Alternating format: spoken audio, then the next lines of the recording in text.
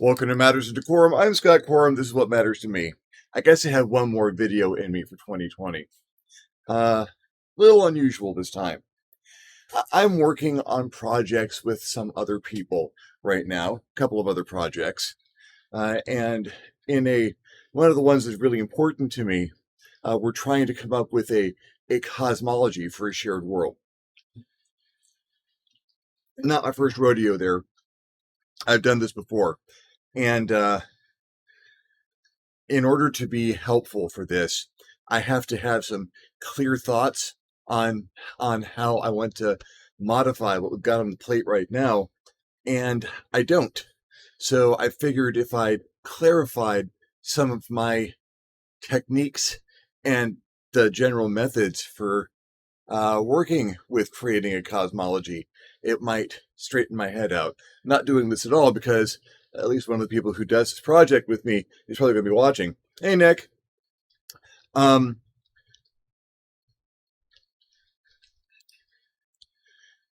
Cosmology. What do I mean? I mean an explanatory mythology. I mean the mythological background of your fantasy world, the high end, deep level stuff that explains why everyone is there. Why is their existence? How did everything come to be? Why are things in the shape they are? And who do I worship to get my bonuses in the life domain?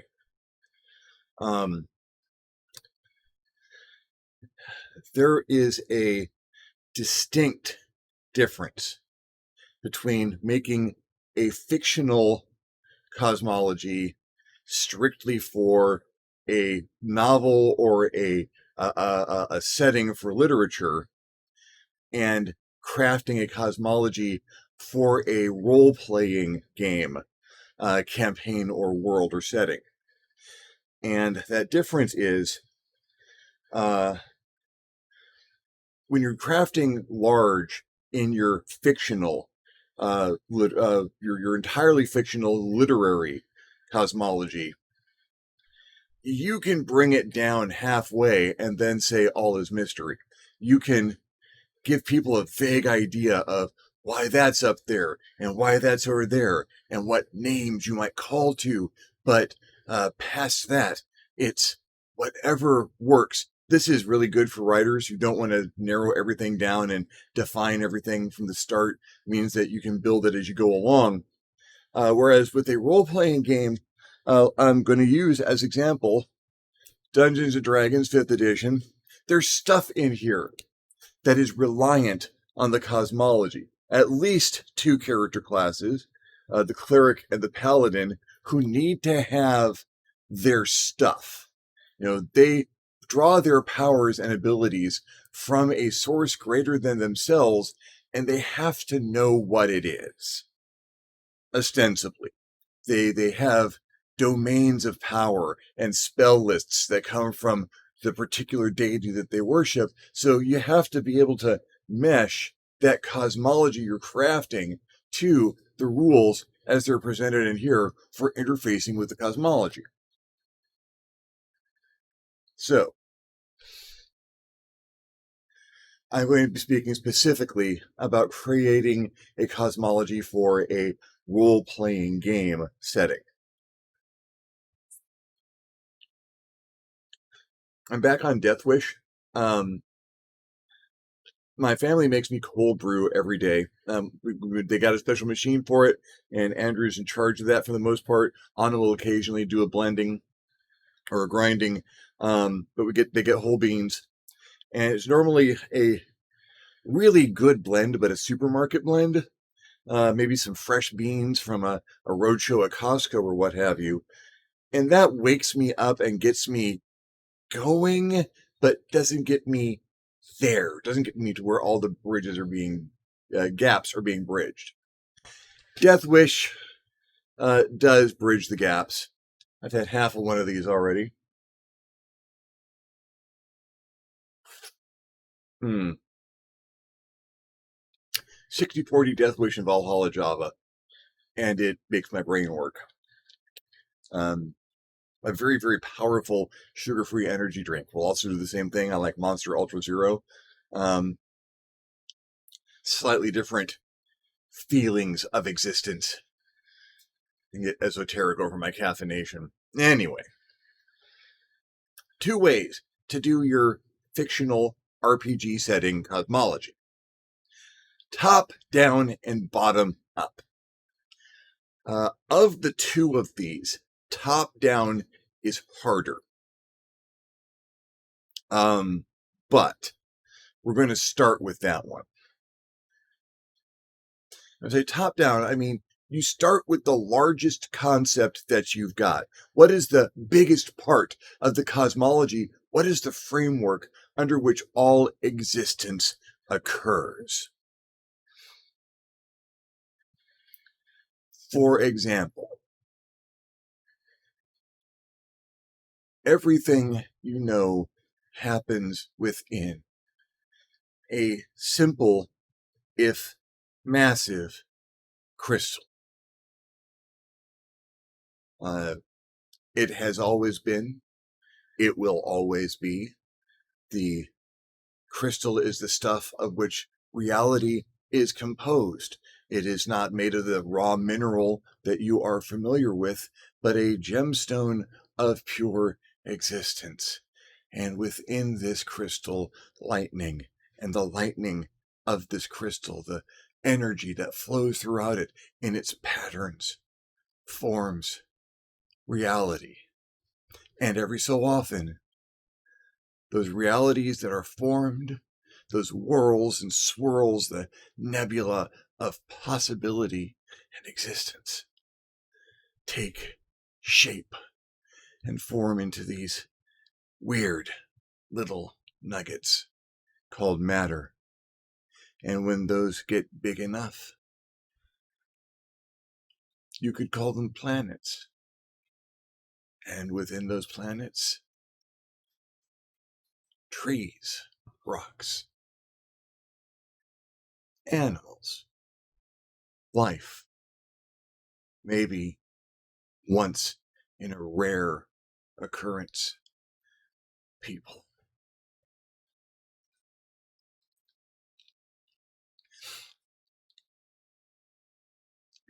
Your players are never going to interface with that.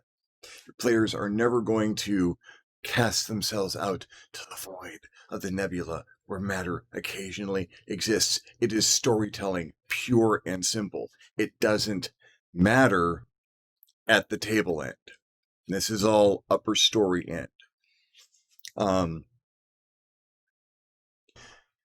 It's a nice framework that you can put any framework there that you want. It could be a Jupiter brain that is simulating everything, and this is just us experiencing the simulation.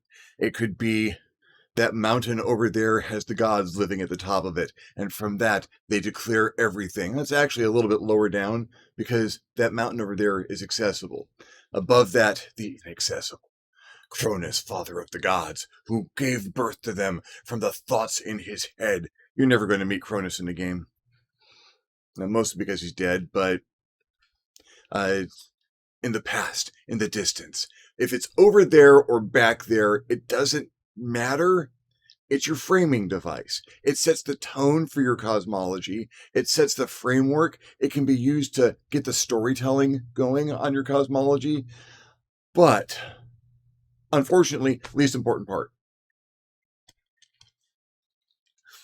That's not to say doing a top-down approach, you can't put some time and effort and love into that, and you should.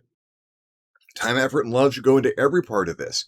I'm just saying that if you're going to proportion your project of creating a cosmology out by how much it's actually going to affect what happens at your table when you're rolling dice, this is the part that should probably get the least amount of love.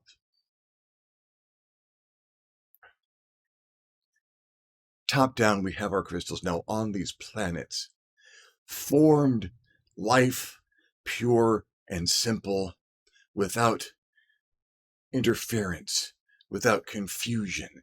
It grew just to grow, to know, to develop relationships, to reproduce and feed, to feel, to live and breed and die. to go through this process that would become life. Not everything that came into existence went through this process. There were some things that were born, but were never to die. And as they grew in age and intellect, those first perfect things began to see themselves and began to see that what they wanted, what they could do, would shape the world around them. Some of them wanted to shape a world in their vision of beauty, and some wanted only to shape the world for the sake of it. Enter the gods. One way, shape, or form, you have something out there that is controlling, dominating, that is a force of creation or destruction in this universe. Having an intellect as a part of this helps, unless you're going Lovecraft level 10. You want something that is in some way relatable. It doesn't have to be close, but a player character has to be able to see something of themselves in that god.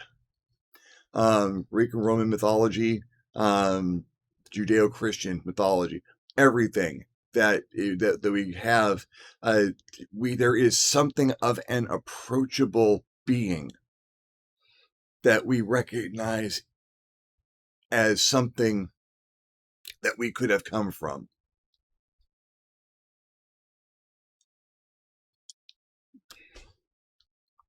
And the beings that craved the creation of beauty, and the beings to whom that was an affront because it impinged upon their freedoms, became angry with one another, and they fought. And the side that craved only beauty and creation declared themselves good, and those that craved only what they sought for their own means declared themselves evil. The lines were drawn, and the war raged. It tore that planet asunder. It tore the world in pieces. To this day, you can see the places that are touched perhaps only by light, and the places that are held entirely in darkness. There's a war, something falls down, something fails. This perfect thing cannot last. Because if it was, you'd be role playing in perfection, and you'd never have a difficulty number you couldn't hit. You wouldn't need dice. You'd say whatever happened, and everyone would discover that the true treasure was the friends you found along the way every single time. In a world where you're going to have conflict, which is what stories are based on, the cosmology has to have some conflict in it. So if you're at that point, okay, we're good. These higher beings, now calling themselves the gods, brought out of the substance of the earth and the shadow that dwelled within it, from the lightning and the waters, their servants, so that they no longer needed to fight the war. Their servants could fight it for them. You'd recognize many of these servants, perhaps not in their first states, but as they were grown, raised, tinkered with, altered by the gods. You would come to see dwarves and elves, humans, gnomes, orcs. You would come to see the generals, angels, devils, demons. And you would know them by name. So how did this war end? Bold of you to assume it ever has. Where do I come from? Where is my player characters. Why is my player character here? What made my player character happen? Why do anything like my player character exist in this world? Why am I here? At some point in time, your cosmology has to get back to that. And here's where we start to get rubber meeting the road. So you've got your big framework that is something where things exist and there's a reason.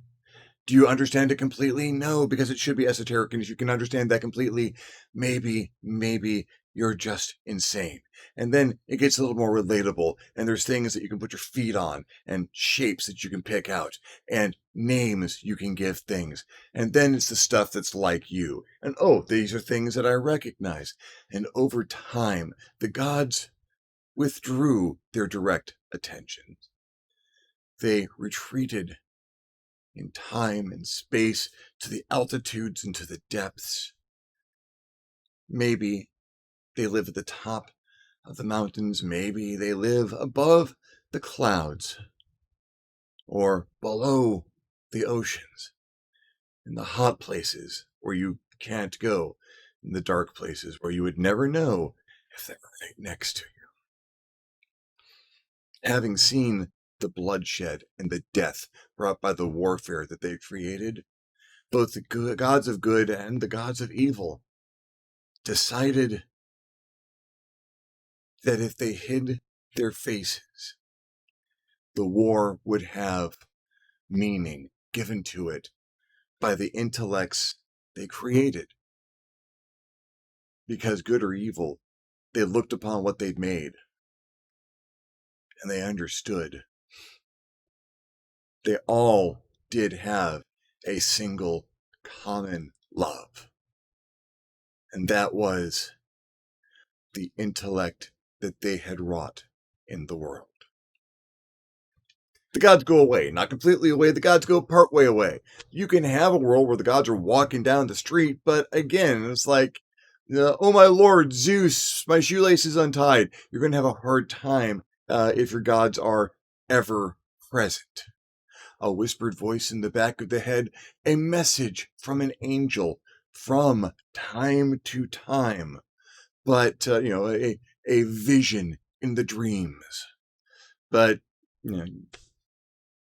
an ever-present, easily accessible God is very boring, because then it just turns into a game of my God can beat up your God, and that's taking things away from the player characters. You want the player characters to have stuff to do, the gods gotta go away. Mostly. Not entirely. You gotta have a presence there. Which gods? That is where we turn to this. There are a lot of gods in the player's handbook. Not just the fictional gods that have come with worlds that have been created for D&D for years, but also some of the gods of human history and mythology, the Norse, Roman, Greek pantheons, and those also give you some ideas. But gods are representative concepts, usually at best. If there is something, a pursuit that someone can dedicate themselves to, there's probably a god for it. A god of war, a god of art, a god of love, a god of assassination, a god of hatred, a god of pure devotion, a god of nature, god of the artificial. How do you define these gods? Well, here's the top-down approach's problem. You got to sit down and list them out. Yeah, you got to write your list. You got to create your pantheon.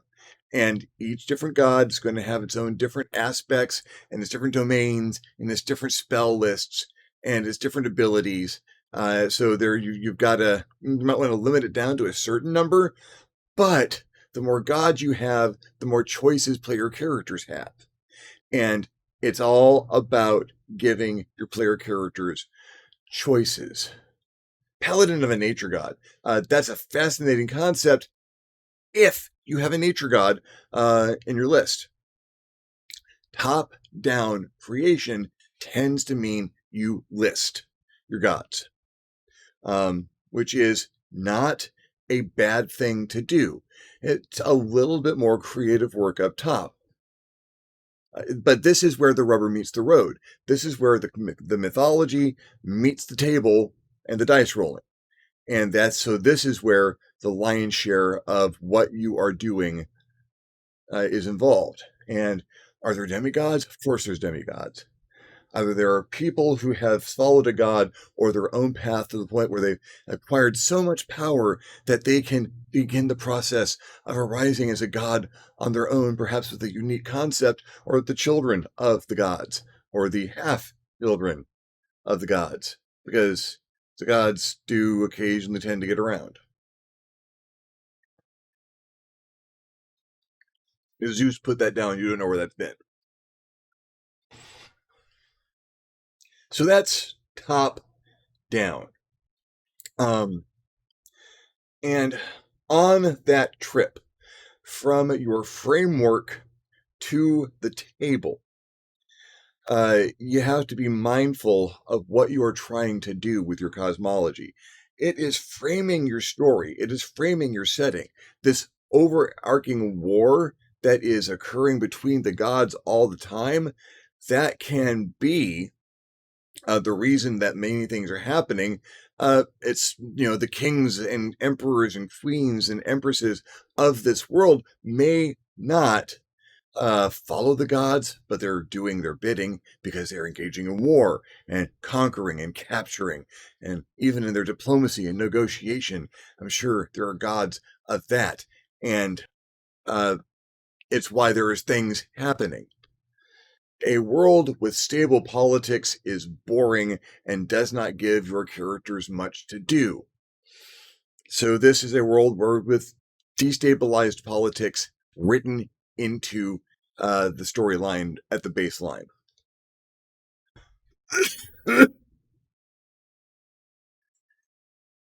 Okay.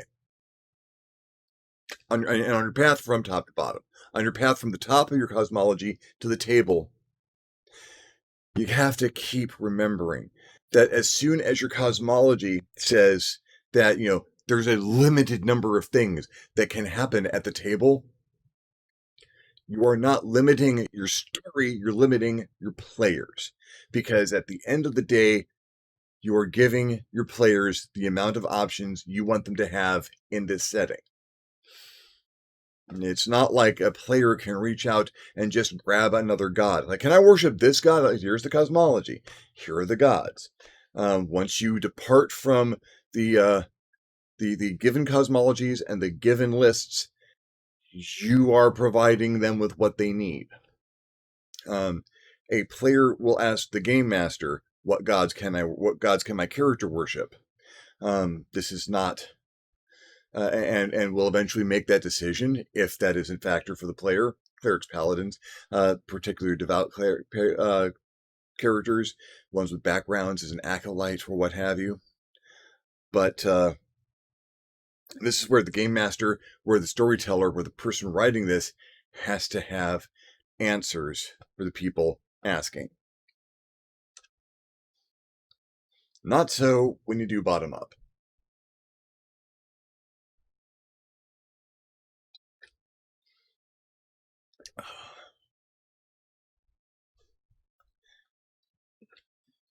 If we look at historical histories of how religions and mythologies formed in our own civilization, in the society of the earth upon which we live, one of the first questions that people ask is, what is that? Pointing at the sun. What is that? Why is it there? Why does it hate me some days and seem to love me on others? It seems to have a personality. Who is that? Sun worship is some of the basis of many of the earliest religions that we can access records of. And a lot of things flow from that. And while that seems like a top-down thing, that's bottom up, because it starts with the relationship of the person on the ground dying of thirst or watching their crops grow. Bottom up starts with people and their stories. You collect stories about why is there a bright thing in the sky? What is the other bright thing at night? Why is that there? Why do I sometimes see them at the same time? Why is it dark half of the time and bright half of the other? Why is there a whole ocean I can't live in? Why am I on the land? Why do I breathe here and not there? Where does my food come from? Uh, from these basic questions, and you start coming up with stories about why. Well, that's obviously a god up in the sky. It's a bright chariot being driven by a man with wings on his feet. Now, Apollo doesn't have wings on his feet, that's Hermes. Being drawn across the sky by a god and his team of horses, and every day he takes a trip across and then treks back across the land during the day so he can start all over again the next morning. And at night, his wife comes over the top, hunting in his wake, looking for things that they can eat. And on those days where you see both in the sky at the same time, they are traveling together. And we should probably have a big old feast or something when they, the brunch of the Earth, Sun, and the Moon. I'd absolutely celebrate that. That means that the goddess of the moon and the god of the sun are together and waving at each other and able to do what they do together. Pour me some more wine. We start to tell these stories. And like all good stories, they evolve. The ones that just don't catch fade away in time, and the ones that do catch and get traction and start being told by more and more people, we read about in libraries thousands of years later. When it comes to your RPG, it starts with, why would my character follow a god? What has this god done? What is it about that god? What are the qualities of my character that calls to that? And at which point,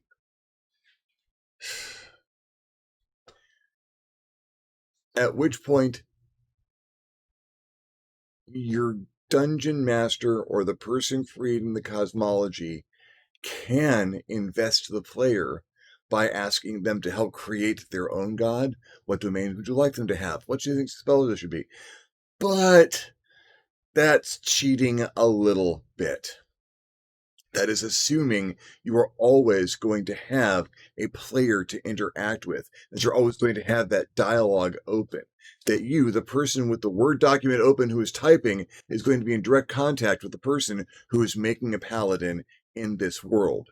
If you are doing it at a tabletop in a campaign where you're all going to be sitting around or online together, and it's going to be the 5 or 6 of you, and you're just going to be racing on, awesome. If you're going to be writing a campaign setting, you're boned because you aren't going to have that relationship with everyone who's going to play. And it is safer still to start enumerating your gods.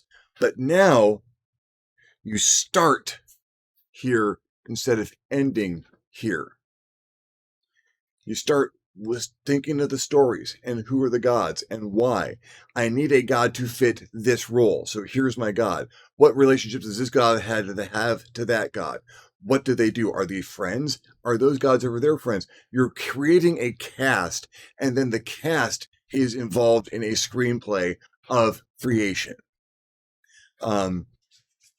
Eventually, you build the stage upon which all of this creation and these relationships between the gods have, and that is your framework.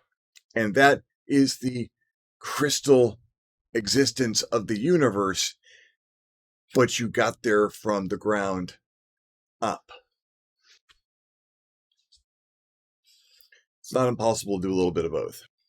It's not a bad idea to do a little bit of both. Problem is communication with the other people you're working with and with yourself. Because either way you do this, you are starting at a definite point and you are working towards an end, and you can get very, very detailed to the point of being bogged where you start and not being able to see the end. You have to stop every so often and ask yourself, why am I doing this? What do I need to accomplish? What job does this cosmology need to fulfill? Purely literary cosmologies, they are forwarding the story and giving you a reason for the story to happen. And if you need it, if you need to do this entirely fresh, if you're doing a whole new fantasy world or a whole new science fiction universe, and you need the backdrop that makes all of this stuff make sense, yes. And all of your cosmology needs to support what is happening in your story. In a role-playing game setting, your cosmology has to support not just the overall story, which is not, it does have to do that. It has to support why things are happening. You have to have a reason why that at the very top matters to the people at the table, whether they're ever going to interact or not. You have to be able to feel the ripples from the moment of creation on the playing field. But you also have to take those motes of creation and put them in your players' hands.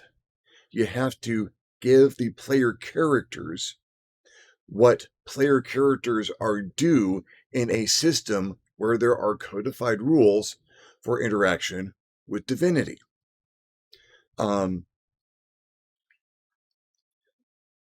Yeah, that does help clarify things for me a bit. I got some notes I got to go write. Well, this has been my ramble on cosmology, top down, bottom up. The meeting in the middle. That's a conversation. That's a conversation that's probably best had outdoors, under the stars, around a fire. Because that is where the greatest cosmologies ever have been created. That is where the mythology that we are used to studying happened. Around fires, stars in the sky, hopefully an ocean nearby, water, earth, air, fire, light, darkness, pinpricks in the velvet of night, shining down on us, the moon in some phase, passing overhead, watching, waiting to see what stories we tell.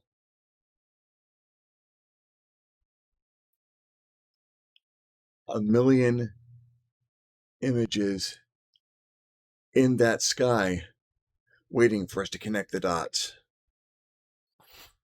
That's where you do this kind of work. That's where this is best accomplished. It is difficult in ages of COVID. I'm looking at a rainy day outside now, so I wouldn't be able to see the stars if I tried. Rainy days are good for this too.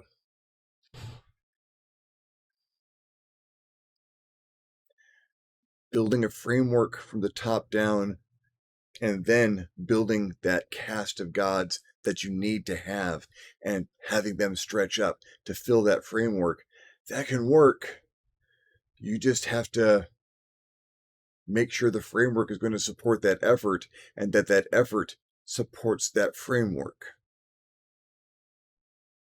It's entirely doable.